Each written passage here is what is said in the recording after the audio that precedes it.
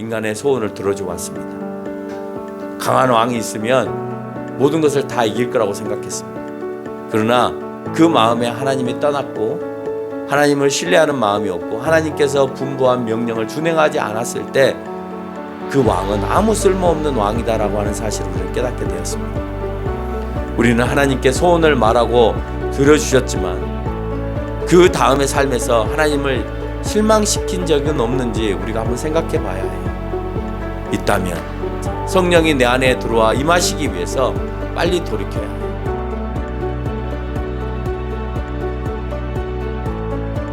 사무엘상 16장 오늘 8장부터 16장에 이르기까지의 말씀을 통하여서 여러분하고 함께 말씀을 나눌 제목은 소원을 들어주심입니다. 따라서 해볼까요? 소원을 들어주심. 여러분, 하나님이 소원 들어주시면 좋아요, 안 좋아요? 좋죠. 소원 들어주시면 좋기 때문에 사실 우리가 기도하는지 모르겠어요.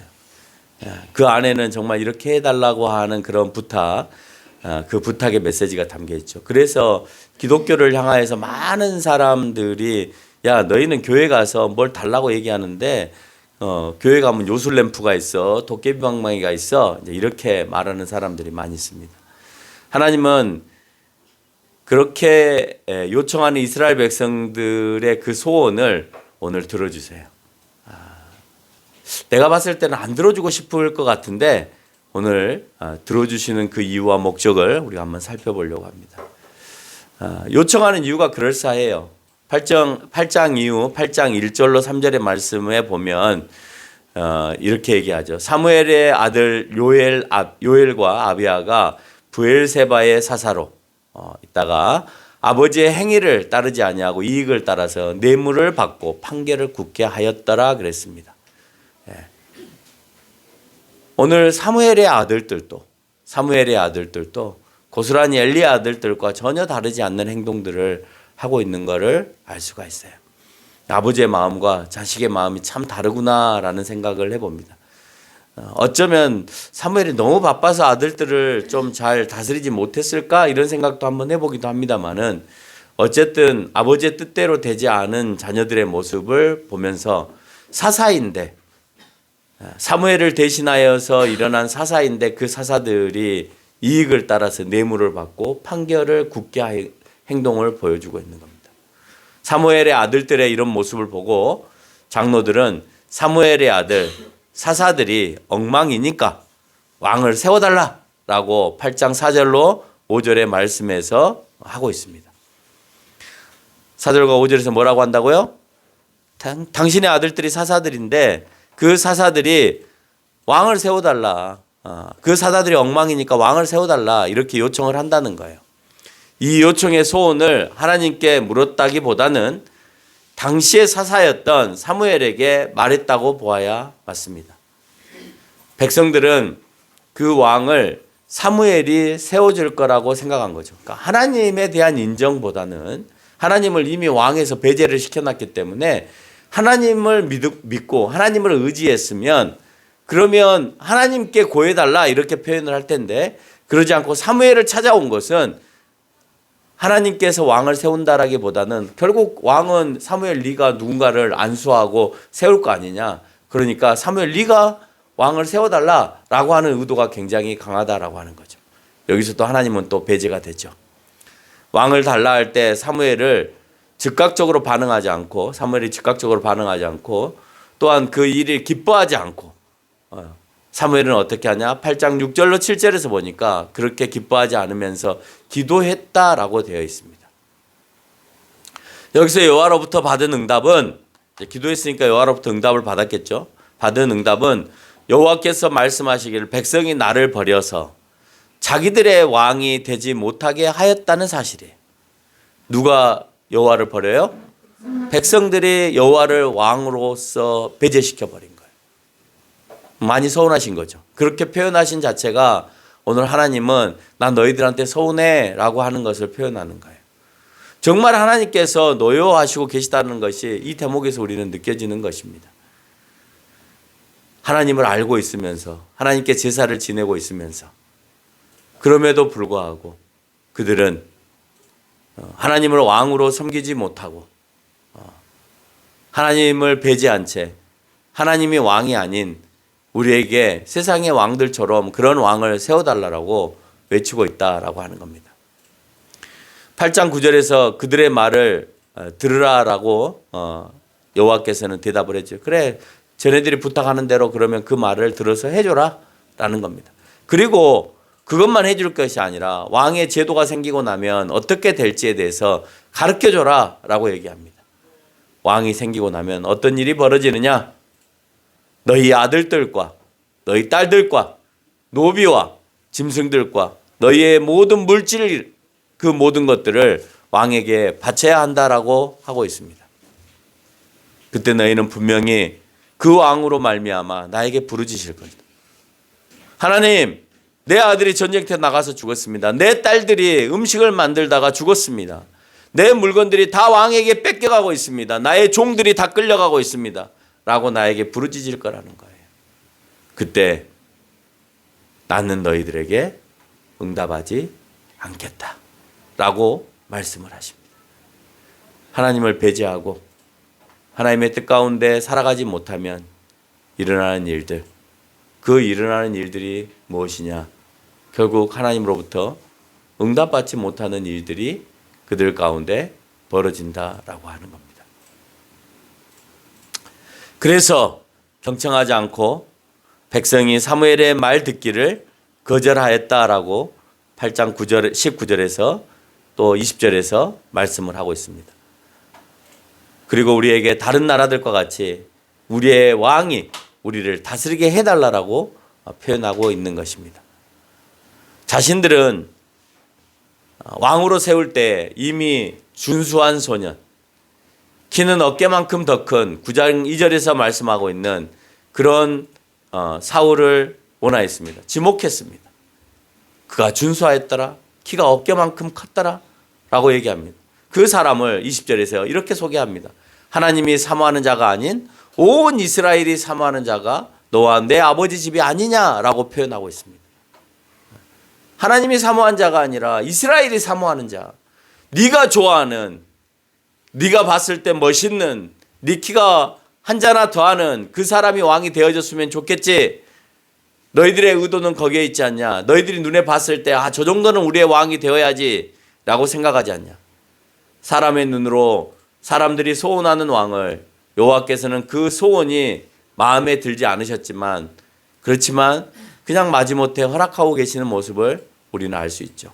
그래서 사울에게 그렇게 사울을 왕으로 세우고 싶지 않은 하나님이시지만 백성들의 요청에 의해서 왕으로 한번 세워줘 봅니다. 그래, 내 너희들의 소원을 한번 들어줘 볼게.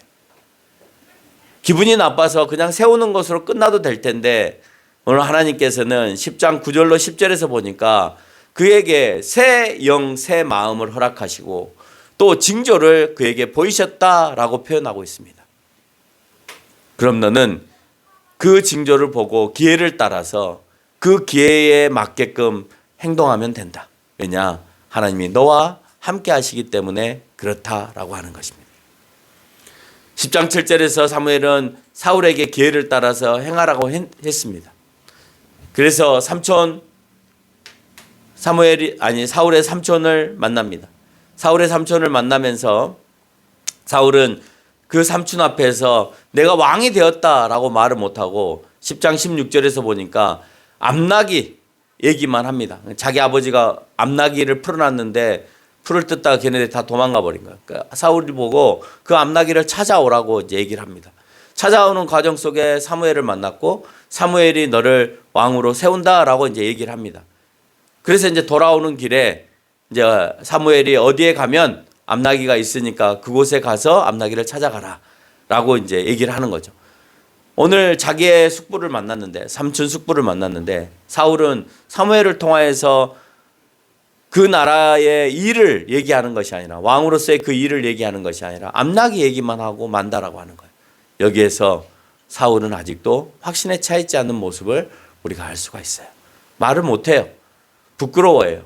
외모는 굉장히 크고 준수하게 생겼는데 사울을 보면 굉장히 소심하고 또 부끄러워하고 또 누구 앞에 나가는 것을 선뜻 나가지 못하는 그런 모습을 더 우리가 강하게 느낄 수가 있다라고 하는 거예요. 19절은 백성들의 요청에 따라서 우리 위에 왕을 세우라라고 하는 이스라엘의 백성들의 목소리가 이제 터져 나오는 겁니다. 그래서 미스바에서 사무엘을 통한 하나님께서 응답을 하십니다. 이미 사무엘과 사울에게 왕의 고지가 되었음에도 불구하고 사무엘은 백성들에게 보이기 위해서 제비를 뽑아서 왕을 세우는데 이 일에도 하나님께서 개입하심을 보여준다라고 하는 거예요. 왕으로 추대될 때 사울에게서 의외의 모습을 발견합니다. 이미 하나님의 영이 그에게 임하였죠. 이미 하나님이 그에게 영을 주셨죠. 임하여서 그에게 영을 주셨음에도 불구하고 그 기회를 따라서 행하라고 사무엘이 선포하였음에도 불구하고 그는 모든 사람들 앞에서 이제 백성들에게 보이고 제비를 뽑아서 그를 왕으로 세웠음에도 불구하고 10장 22절에서 보니까 진보다리 사이에 숨어있는 사울의 모습을 다시 한번 또 발견합니다. 소심하죠. 다른 사람 앞에 세워지는 것을 이렇게 쉽게 하지 못하는 모습을 우리가 볼 수 있다는 겁니다. 너희가 너희의 시각으로 선택한 왕은 언제든지 나약할 수 있다. 너희가 외모로 판단하고 모습으로 판단하는 그들의 모습 가운데 이런 나약함이 있다. 이 나약함을 10장 27절에서 그 불량배들이 그것을 발견하면서 그 불량배들이 뭐라고 얘기하냐. 저 사울을 향하여서 뭐라고 하느냐. 이 사람이 어떻게 우리를 구원하겠느냐. 하고 뭐 했다고요? 멸시했다고요. 멸시. 조금 힘께나 쓰는 불량배들이 사울을 보니까 야, 네가 왕할 것 같으면 내가 왕하겠다. 야, 네가 뭘 할 수 있다고 그 일을 해? 제가 왕이 된다고 해서 내가 예물을 바치겠느냐? 이런 표현들을 한다라고 하는 거죠.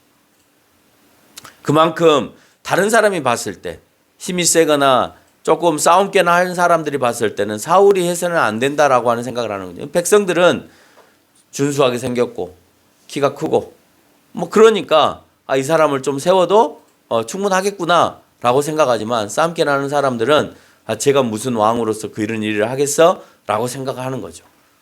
그에게 하나님의 영이 개입되지 않으면 사울에게 한낱 불량배들도 쉽게 보는 인물일 수밖에 없다라고 하는 거예요. 사울이 왕으로 쓰임받을 수 있을 수 있는 그 이유는 그가 하나님의 영을 받았기 때문에 가능하다는 거예요. 외모로는 절대 할 수 없죠. 하나님의 일을 함에 있어서 하나님과 동행하는 데 있어서 그가 그 일을 해낼 수 없음에도 불구하고 할 수 있는 이유는 하나님의 성령이 그와 함께 하시기 때문에 그렇다는 거예요. 왕이 되었습니다. 사울이 왕이 되고 난 다음에 첫 번째 시험 암몬과의 대결을 이제 치러야 됩니다. 어쩌면 사울은 처음 전쟁에서 승리를 하고 승리를 2번 맛보는데 온전한 전쟁은 암몬과의 전쟁에서 승리하고 두 번째 전쟁은 그냥 조금 앞에서 지키는 사람들과 전쟁을 치르고 승리를 맛보고 난 다음부터 사울은 그 다음부터 패망의 길로 치닫게 되어집니다. 그러니까 사울은 몇 번의 시험에서 이기지 못하고 결국은 그 왕조가 쇠퇴해지는 모습을 우리가 알 수가 있죠. 11장에서 사울은 암몬과의 대결에서 승리합니다.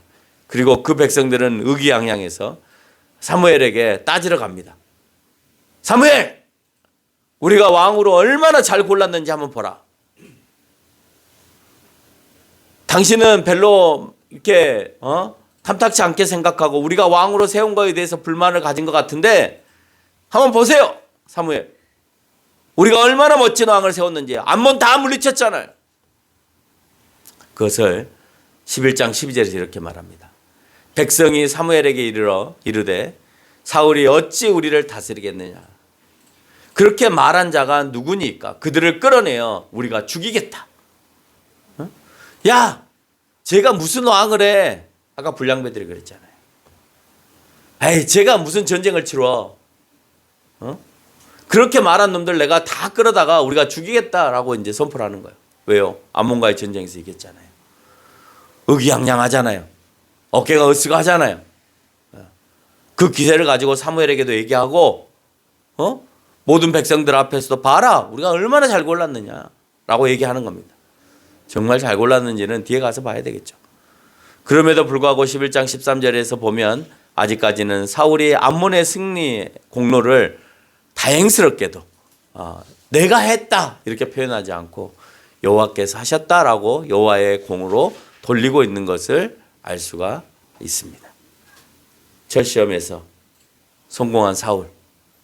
사울은 처음에 그를 지도자로 세우고자 할 때 거기에서 나오는 지도자는 나기스라는 단어를 사용합니다. 그 나기스는 지도자이기 때문에 사실 처음에 언급되어지는 것은 왕으로서 표현된 게 아니라 지도자로 세우기를 바랍니다. 근데 이제 그가 제비뽑기를 하고 난 다음에 세워질 때 이름은 멜렉이 되어집니다. 그러니까 지도자에서 왕으로 추대되어지는 모습이 11장 15절에서 표현되어지고 있다라고 하는 거예요. 라기스에서 멜렉으로. 다른 말로 표현하면 지도자에서 왕으로. 모든 백성이 길갈로 가서 거기서 여호와 앞에서 사울을 왕으로 삼았다 할 때 여기서 왕은 멜렉을 의미하는 거예요. 근데 뒤 앞에서 사울을 우리의 지도자로 세우겠다라고 할 때 그 지도자는 왕이 아니라 라기스라는 단어를 사용하고 있다는 겁니다. 공식으로 그는 이제 왕으로 추대가 되어서 이스라엘에서 이스라엘 사람들의 그 소원이 이루어졌으니까 그들에게 큰 기쁨으로 작용하고 있는 것을 알 수가 있는 것이죠. 아무리 백성들의 요청에 의해 왕이 세워졌어도 하나님께서 이 백성들의 왕이 되지 않는다면 하나님께서 백성들의 왕으로 개입하셔야 될 일이 없죠. 그런데도 중요한 것은 하나님께서는 그 미운 백성들에게 개입하셔서 성령도 주시고 또 그들에게 여러 가지 뭐라고 하죠?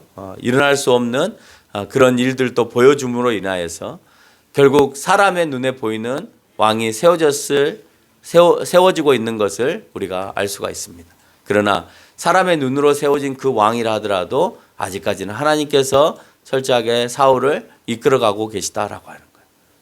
그런데 중요한 것, 그 전환점이 하나님께서 이끌어가시고 그래도 하나님의 분부대로 이끌어가는 그 사람들의 모습 가운데서 아직까지는 정말 그래 괜찮아 이렇게 얘기하고 있었는데 인간들은 그 시간이 짧아요. 은혜 받은 시간이 짧아서 돌아서는 그 기간이 굉장히 빨리 돌아섭니다. 얼마 가지 않아서 12장 9절에서 보니까 철저히 하나님을 잃어버리는 모습을 봅니다. 그들의 하나님 여호와를 잊은지라 라고 표현합니다. 그들의 하나님 여호와를 잊은지라. 잊어버림은 그것으로 끝나지 않고 10절에서 언급하는 바대로 바알과 아스타롯을 섬기는 범죄와 연결되고 있는 것을 볼 수가 있습니다. 여호와를 잊은지라. 우상 숭배를 합니다. 그래서 여호와께서 말합니다. 내가 너희를 하솔과 시스라와 블레셋 모압의 손에 넘기겠다. 이제 내가 그렇게 못하게 하솔이나 시스라나 블레셋 모압 사람들의 손에 넘겨서 너희가 절대 승리하지 못하게끔 하나님께 만드시겠다. 하나님 이미 계획을 세워버리십니다. 여러분에게 있어서 패배의 계획이 세워지지 않게 되어야 된다는 거예요. 이미 판이 끝난 계획이 여러분을 통해서 세워지면 안 되는 거야. 너 대학 갈 수 없어 라고 하나님이 계획을 딱 세워지지 않게 되어지기를 바란다는 거예요. 아직도 하나님은 그 문을 열어놓기를 바라는 거예요. 그런데 네가 그렇게 믿어? 네가 나를 못 믿고 네 마음대로 한번 해보겠다고? 하나님을 떠나보겠다고? 하나님께 함께 예배 드려보지 않겠다고? 그래, 그럼 내가 네 문을 막아줄게.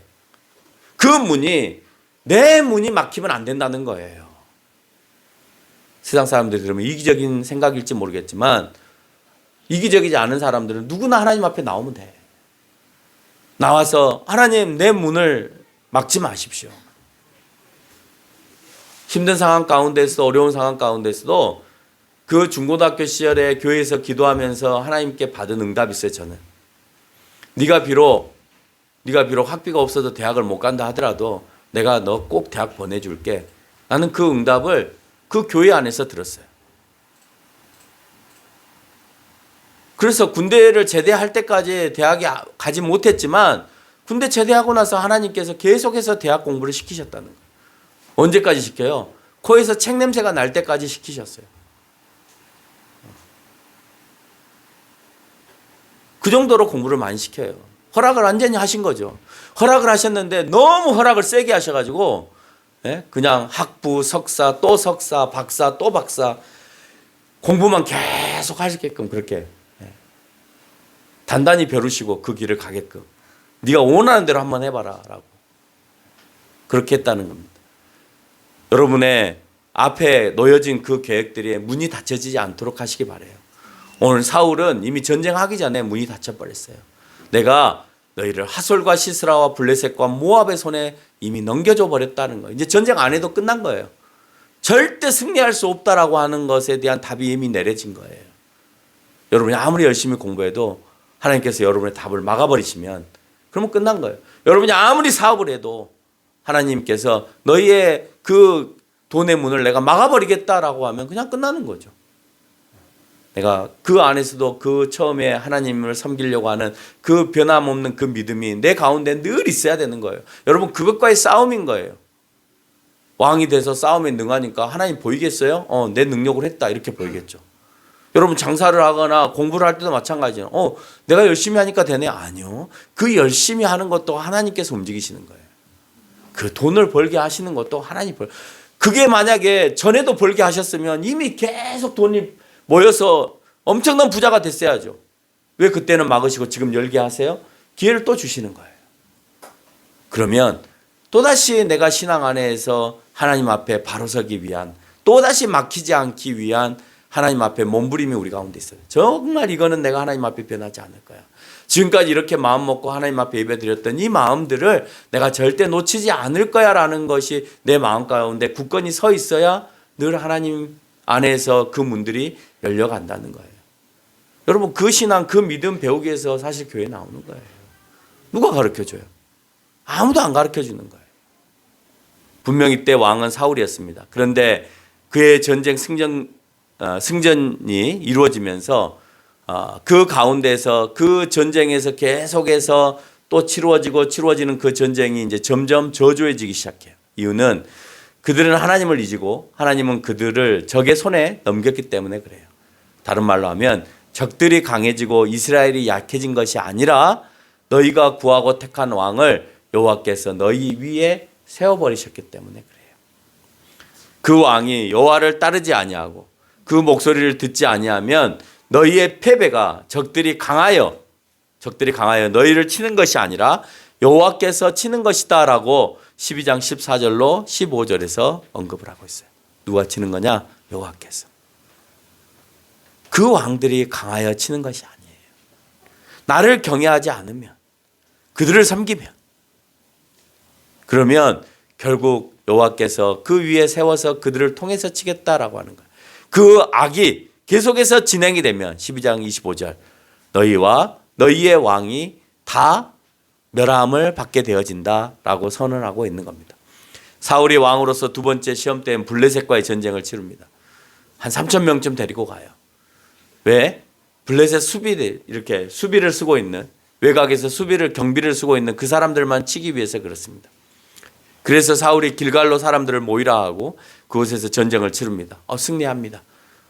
3,000명쯤 데리고 와서 수비대를 칩니다. 여기까지가 사울이 할 수 있는 방법이었습니다. 이 소리를 듣고 블레셋은 병거만 3만, 마병이 6천, 또 그 백성의 수는 해변의 모래와 같이 많게끔 몰려오고 있었습니다. 그 모습을 보고 백성들은 숨기 바빴고 떨기 바빴고 흩어지기 바빴다라고 표현하고 있습니다. 사울은 사무엘에게 전령을 보냅니다. 자, 우리가 전쟁을 떠날 텐데 사무엘이 와서 우리를 전쟁에 출전할 수 있게끔 준비를 시켜주십시오. 일주일이 됐는데 안 와요. 사무엘이 와서 제사를 한번 딱 지내주면 하나님께서 우리를 좀 승리로 이끌어 주실 거라고 생각한 거죠. 내가 예배 드리고 내가 기도하고 시험장에 가면 잘 되겠지. 평상시 나에게 믿음이 없으면서 그 요식행위 한 번을 통해서 하나님께서 나에게 능력을 줄 거라는 착각을 하는 겁니다. 이래가 됐습니다. 소식이 옵니까? 안 옵니까? 안 옵니다. 그래서 13장 9절에서 보니까 사울이 그만 사무엘이 해야 될 제사를 자기 스스로 드려버리고 말아요. 자기는 제사장이 아님에도 불구하고 하지 말아야 될 일을 한 거죠. 그 제사를 지낼 때쯤에 사무엘이 등장합니다. 왜 이런 일을 했냐고 사울에게 물어요. 사무엘의 물음에 당신이 정한 날에 오지 않았고 백성들은 흩어졌기 때문에 또 블레셋은 믹마스 우리 코앞에 모여 있고 그래서 내가 조급한 나머지 제사를 지냈다는 거예요. 여호와는 14장 6절에서 여호와의 구원은 사람이 많고 적음에 달려있지 않다고 표현하고 있어요. 네가 봤을 때 마병이 3만 명이고 기병이 6천 명이고 몰려오는 사람의 수가 해변가에 모래처럼 맞는다 하더라도 그 전쟁은 사람의 수로 하는 것이 아니라 내가 너희 가운데 능력을 줘야 이길 수 있다라고 표현하고 있는 거예요. 또한 전쟁은 제사의 행위로 승리하는 것이 아니에요. 제사 드렸으니까 이제는 하나님께서 우리를 승리해 주겠지.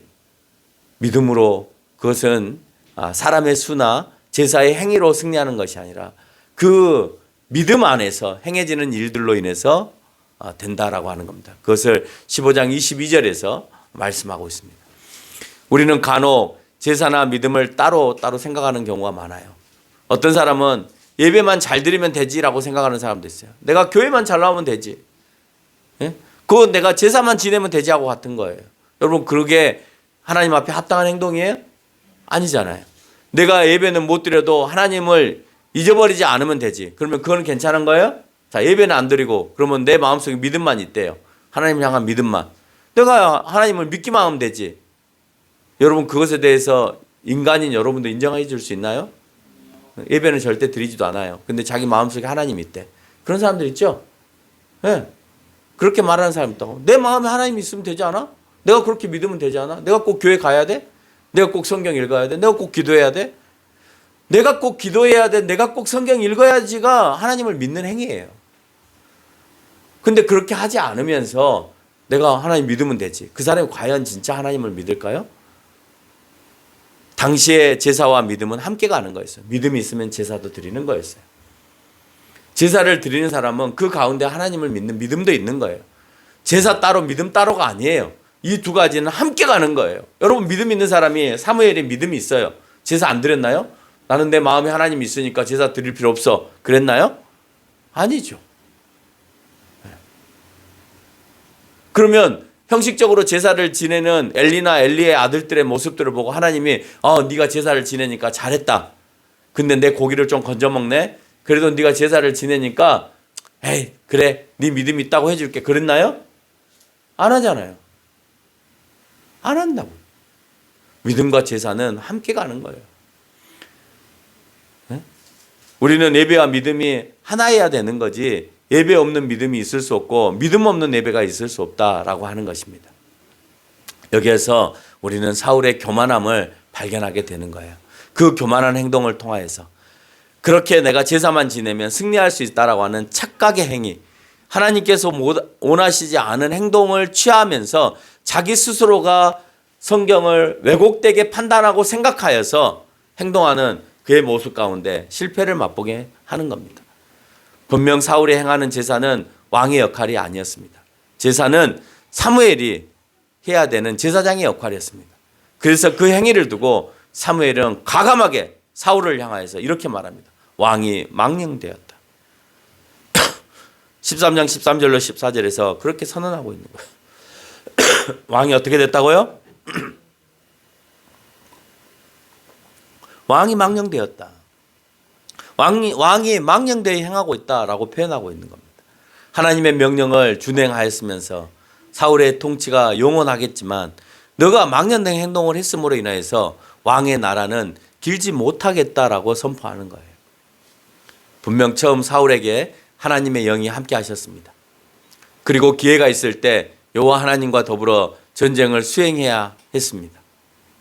그러나 여러 곳에서 담대하지 못함과 조급함과 여호와 하나님을 버리고 우상을 숭배하는 백성들을 잘 통치하지 못함으로 인해서 사울 너 대신에 여호와의 마음에 맞는 사람을 지도자로 이제 삼겠다라고 표현합니다. 사울의 그 왕의 모습이 정말 하나님께서 원하는 왕의 모습이 너무 짧았다는 거예요. 암몬과의 전쟁 그 한 번으로 그냥 왕으로서의 모든 게 끝나버리는 거예요. 블레셋과의 이 대치된 상황 속에서 이 문제를 해결하지 못함으로 인해서 하나님은 오늘 사울을 사용하지 않고 그 다음 다윗을 부르시는 것을 우리가 발견합니다. 인간들이 세웠잖아요. 사울처럼 이렇게 준수하고 사울처럼 키가 이렇게 좀 큰, 이렇게 멋있는, 좀 힘있어 보이는 이런 사람이 왕이 되었습니다. 그래? 너희가 그렇게 외모로 판단되어서 세우는 그 왕, 오늘 본문에서 우리가 읽었죠. 16장 7절에서 여호와, 그런 의미에서 오늘 하나님께서는 다시 이스라엘 백성들을 향하여서 선포하는 겁니다. 16장 7절 이렇게 말합니다. 여호와께서 사무엘에게 이르시되 그의 용모와 키를 보지 말라. 내가 이미 그를 버렸노라. 내가 보는 것은 사람과 같지 아니하니 사람은 외모를 보거니와 나 여호와는 중심을 본다. 너희는 외모를 보고 사울을 왕으로 세워달라고 했지. 그런데 그 외모가 전쟁을 승리하게 하는 게 아니야. 그 마음의 중심이 누구에게 있느냐에 따라서 그 전쟁의 승리는 좌우되는 거야. 너희의 모든 앞으로의 삶의 좌우의 결정은 누가 하는 거냐? 하나님이 하신다. 사울의 하나님이 지금 이 시대의 하나님으로 존재하신다면, 그러면 우리는 오늘 하나님께서 분부하신 우리의 중심을 보겠다는 그 말씀에 묵상해야 되는 거예요. 집중해야 되는 거예요. 내가 항상 내가 하나님 앞에서의 그 마음이 변하지 말아야지. 이 마음이 늘 내 가운데 존재해야 된다라고 하는 겁니다. 결론을 맺겠습니다. 여호와 하나님께서는 이스라엘 백성들이 믿지만 심판하지 않으시고 소원대로 사울에게 충분히 하나님의 영을 덧입혀 주셨습니다. 너무나 밉죠. 하나님의 왕이신데 하나님을 믿지 않아요. 그리고 인간왕을 세워달래요. 그래? 그러면 내가 너희 소원을 들어줄게. 근데 그 소원만 들어주시는 것이 아니라 이 양 하는 거 한번 잘해봐 하고 성령까지 입혀주셨어요. 아무리 성령을 입혀줘도 그가 하나님을 떠나면 그 안에 성령이 안 계시는 거예요. 내 믿음이 하나님에게서 멀어지는 순간 성령은 여러분에게 작동되지 않아요. 그렇게 여호와께서는 너그러운 마음으로 그에게 성령을 입혔습니다. 백성들이 선택한 왕은 그들이 보기에 좋고 키도 크고 얼굴도 준수한 사울이었습니다. 이제 왕이 세워졌으니 전쟁은 왕이 하는 것이라고 생각했습니다. 하나님을 신뢰하지 않고 우상을 숭배하게 되어 사울은 왕이 되어서 자신이 모든 것을 할 수 있다라고 하는 자만과 원래부터의 그 소심함을 철저하게 보여주고 있습니다. 블레셋을 보고 그가 확고하게 그러면 내가 전쟁을 치러볼까가 아니라 그 소심했던 그 마음이 드러나서 두려운 나머지 사울을 기다리지 못하고 제사장의 역할을 자기가 감당하면서 망령된 행동을 범하고 있는 것을 우리는 알 수 있습니다. 15장 11절과 35절에서 두 번이나 사울을 왕으로 삼으신 것을 여호와께서 후회하셨다라고 표현하고 있어요. 뭐 하셨다고요? 후회하셨다고. 성경에는 후회하셨다는 말을 두 번 사용합니다. 인간을 창조해 놓고 인간이 범죄한 이후에 후회하셨다라고 표현하고 있고, 오늘 사울을 통하여 후회하셨다라고 표현하고 있습니다. 하나님께서 사울을 왕으로 세우신 것이 실수다 이런 의미가 아니에요. 하나님은 실수하신 하나님이구나, 후회를 하셨으니까, 그런 의미가 아니라 이 일을 허용하셨는데 그 허용하심에 대하여서 인간이 욕심껏 하나님을 배제한 상태에서 그렇게 하지 않기를 바라는 마음으로 허용하셨음에도 불구하고 그 사람들이 악으로 치다른 것에 대해서 후회하심에 대한 설명을 하고 있는 거예요. 인간의 소원을 들어줘 왔습니다. 강한 왕이 있으면 모든 것을 다 이길 거라고 생각했습니다. 그러나 그 마음에 하나님이 떠났고 하나님을 신뢰하는 마음이 없고 하나님께서 분부한 명령을 준행하지 않았을 때 그 왕은 아무 쓸모없는 왕이다라고 하는 사실을 우리는 깨닫게 되었습니다. 우리는 하나님께 소원을 말하고 들어주셨지만 그 다음의 삶에서 하나님을 실망시킨 적은 없는지 우리가 한번 생각해 봐야 해요. 있다면 내 성전이 깨끗하기 위해서, 성령이 내 안에 들어와 임하시기 위해서 빨리 돌이켜야 해요. 하나님의 영이 충만할 때 그 때를 버리지 않는 저와 여러분이 되시기를 주님의 이름으로 축원합니다.